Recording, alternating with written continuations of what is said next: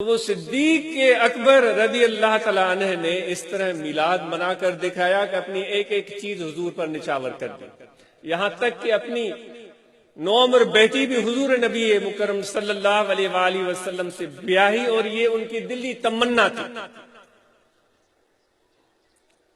آج جن لوگوں کے پاس اسباب اور دولت ہے، پہلی بات تو ذکر کی ہو گئی کہ ہم ہر حال میں اللہ کا ذکر کریں اور اس کی یاد کو اپنے دل میں جگہ دیں۔ وہ لمحہ آنا چاہیے، کیونکہ خدا نے ہماری طرف سوال بھیجا ہے کہ وہ ٹائم کب آئے گا۔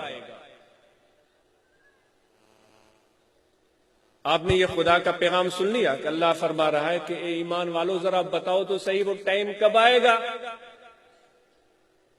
مجھ سے سوال ہے اور آپ سے سوال ہے کہ جب تمہارے دل میرے ذکر کی طرف جھک پڑیں گے۔ اور پھر یہ بات ہے، جن کو اللہ نے دولت دی ہے، صدیق اکبر کا مثال انہوں نے سن لیا۔ انہوں نے کس طرح میرے آقا و مولا حضرت صلی اللہ علیہ وآلہ وسلم کے ساتھ محبت کا رشتہ نبھایا، اور کس طرح اپنے دھن دولت مال اور اولاد حضور کے ذات پر نچھاور کر کے دکھائی۔ آج بھی خدا نے آپ سب کو نوازا ہے، ذرا یہ بھی تو پتا چلے کہ دھن دولت کو خرچ کیسے کرے۔ دھن دولت پیسے جن کے پاس نہیں ہیں، ان کو تو میرے نبی مکرم صلی اللہ علیہ وآلہ وسلم کی پیروی میں تجارت کرنی چاہیے، کاروبار کرنا چاہیے، جو کہ فقیروں میں ایک ایسا رواج چل پڑے، ایسا انداز چل پڑے کہ وہ سب ہمارے احباب، ہمارے دوست فقیر، جن کو ہم فقیر بولتے ہیں کیونکہ وہ خدا کے در پر سوالی ہوتے ہیں نا، اس لیے فقیر کا مطلب یہ ہے کہ خدا کا بھکاری۔ لوگوں کے سامنے وہ اپنی جھولی نہیں پھیلائے گا، لوگوں سے توقع طمع اور طلب نہیں رکھے گا، وہ خدا سے توقع اور طمع رکھتا ہے۔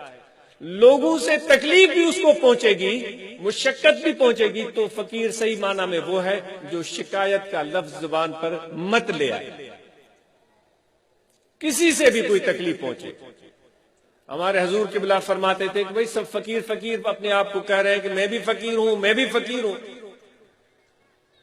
سنا سے رحمت اللہ علیہ فرماتے تھے فقیر کی چٹکی کاٹو،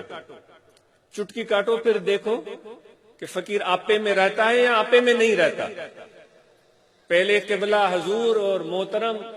بڑے عہدے پر فائز، بڑی کرسی پر، اب وہاں تو فقیر فقیر کہلوا رہا تھا، اب وہ اس مقام سے، اس کرسی سے نیچے آیا، یا اتنا اس کو لقب نہیں دیے گئے، یہ ہو گیا چٹکی کاٹنا۔ اب دیکھو وہ کیا کرتا ہے، فرماتے تھے اگر وہ اس عالم میں بھی توازن میں ہے، محبت میں ہے، ادب میں ہے، شکر میں ہے، پھر وہ فقیر کہلوائے گا۔ اگر اس عالم میں وہ شکوہ شکایات اس کے دل میں پیدا ہو جاتی ہیں کہ ایسا کیوں ہوا، میرے ساتھ کیوں،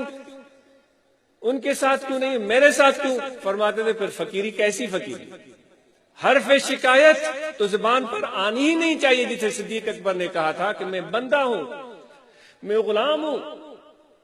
مالک آقا اللہ اور اس کا رسول مجھے جس حال میں رکھے گا میں خوش ہوں۔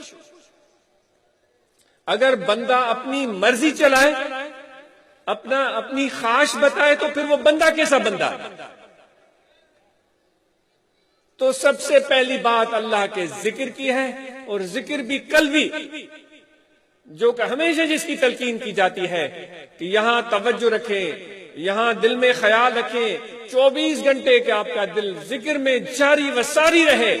جس ذکر کی ابھی بات ہو رہی تھی کہ اللہ تعالیٰ فرماتا ہے کہ کب تمہارے دل میرے ذکر کی طرف مائل ہوں گے، اور وہ کہا بھی ایمان والوں کو جا رہا ہے، ان لوگوں کو کہا جا رہا ہے جو نمازیں بھی پڑھتے ہیں، جو حج بھی ادا کرتے ہیں، عمرے بھی کرتے ہیں، زکاتیں بھی دیتے ہیں، لوگ بھی ان کو مسلمان اور مومن سمجھتے ہیں، ان سے اللہ فرما رہا ہے کہ وہ لمحے کب آئیں گے جب تمہارا دل واقعتاً مجھے اللہ کی طرف مائل ہو جائے گا۔ تو ذکر کی آپ کو دعوت دی جا رہی ہے کہ اس دل میں توجہ رکھیں، اس دل میں ذکر کی مشق کریں۔ یہ سلسلہ نقش بندیہ کا ذکر ہے، جس میں ظاہر با خلق، باطن با خدا۔ ظاہر تمہارا لوگوں کے ساتھ ہوگا اور باطن تمہارا اللہ کے ساتھ ہوگا۔ کھڑے ہوئے ہیں